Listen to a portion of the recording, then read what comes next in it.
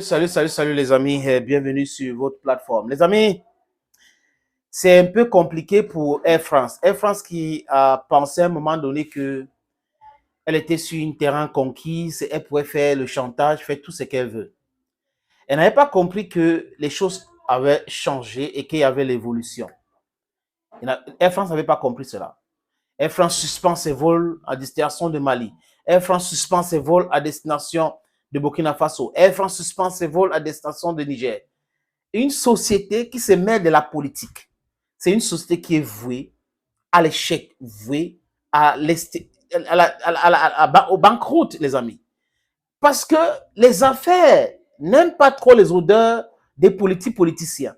Mais Air France était utilisée par le Quai d'Orsay pour faire le chantage au pays. Comme si nous étions à une époque où il n'y avait pas d'autres compagnies aériennes.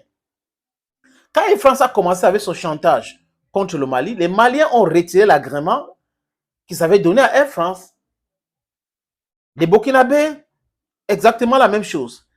Les Nigériens ont interdit l'espace aérien à tout vecteur aérien français, y compris les vols commerciaux.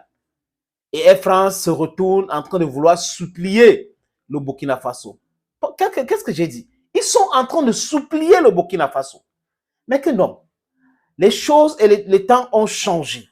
Nous ne sommes plus dans les années 50. Nous ne sommes plus dans les années 1900. Nous ne sommes plus dans les années 1884-85. Nous sommes en 2023. Et le peuple digne d'Afrique réclame et lutte pour son indépendance totale. Pas ces simulacres de l'indépendance qu'on lui a octroyé, tout en maintenant en tenant la corde pour gérer tout ce qui est finance en Afrique. Non. Et on est en train de sortir de là. Et certaines sociétés se mêlent des politiciens, des élites corrompues françaises et ceux qui travaillent là, à Air France par exemple, n'ont rien à foutre avec cette histoire. Mais ils subissent aujourd'hui parce que c'est la politique macronienne qui utilise les structures françaises ou les entreprises françaises pour mettre la pression sur les pays africains. Et quelque part dans son cerveau, il n'a pas réfléchi et comprendre que il y a l'alternative. C'est pas comme hier, il y a l'alternative. Et la France a été vraiment d'une influence bidon, néfaste en Afrique.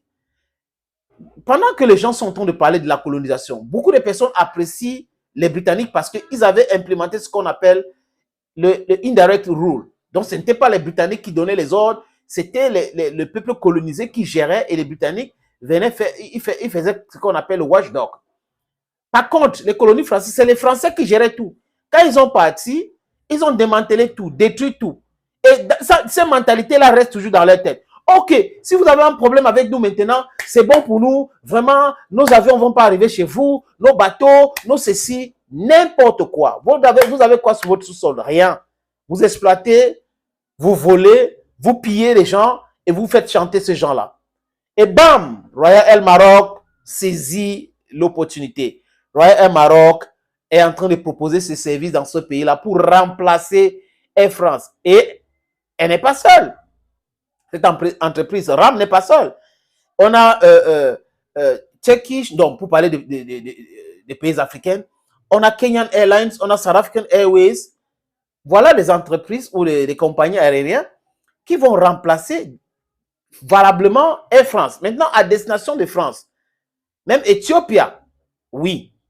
Royal Air Maroc, j'ai eu à prendre Royal Air Maroc une, 2 ou 3 fois pour aller en France et c'est à Orly que ça atterrit.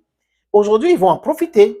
Ils vont en profiter, donc ils vont multiplier leurs vols à destination de France parce qu'il y a des personnes qui veulent voyager et les hommes vont voyager. Ils voyagent toujours et la France ne peut pas résister cette interdiction de visa pendant longtemps parce que c'est le tourisme. Ce pays aussi vit du tourisme. Si les gens ne viennent pas, ça ne va pas marcher.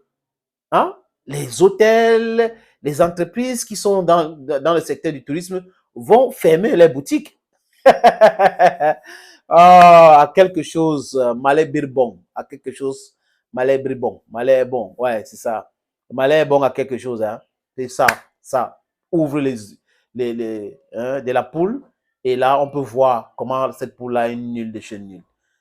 Les amis, Thank you for watching. Stay blessed and bye-bye.